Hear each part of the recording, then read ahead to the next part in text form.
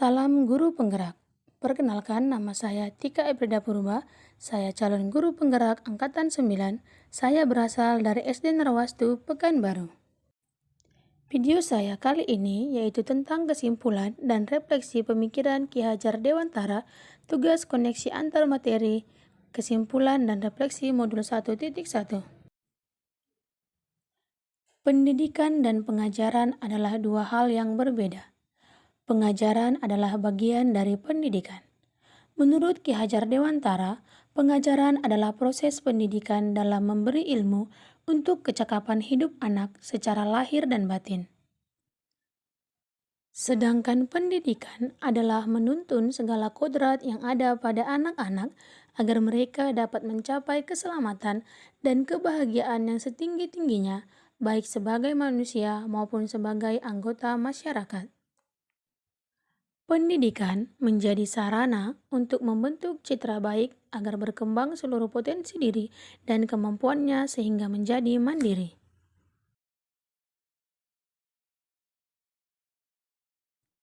Sebelum mempelajari modul 1.1, pembelajaran yang saya lakukan yaitu hanya transfer materi pelajaran. Kemudian, ketuntasan dalam menyampaikan materi lebih penting daripada memahami karakteristik siswa. Kemudian, hanya melihat nilai-nilai dari aspek kognitif saja.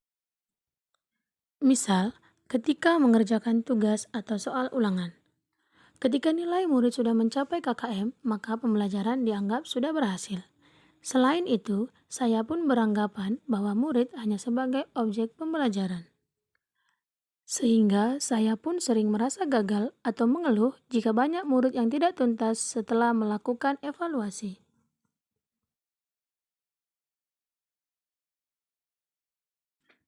Setelah saya mempelajari modul 1.1 dan merefleksi diri tentang pemikiran KHD, saya menyadari bahwa apa yang saya pikirkan dan saya lakukan selama ini tidak tepat.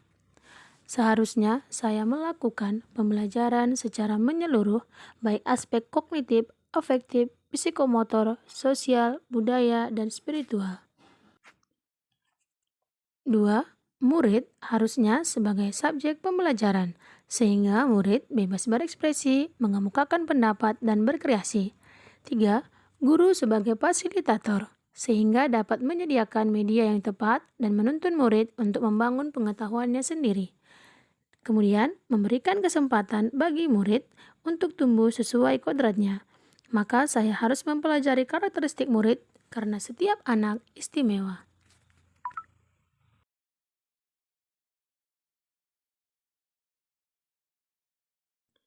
Yang dapat segera saya terapkan dalam pembelajaran di kelas antara lain, merancang pembelajaran yang menarik dan interaktif sesuai metode student center. Menerapkan pembelajaran abad 21, berpikir kritis, kreatif, komunikasi, dan kolaborasi. Memberikan kesempatan kepada murid untuk menggali dan mengekspresikan diri. Menggali karakter dan latar belakang murid dengan menjalin komunikasi yang baik. Kemudian, dengan memegang konsep merdeka belajar, pembelajaran tidak lagi menuntut, tetapi menuntun. Mari tergerak, bergerak, dan menggerakkan.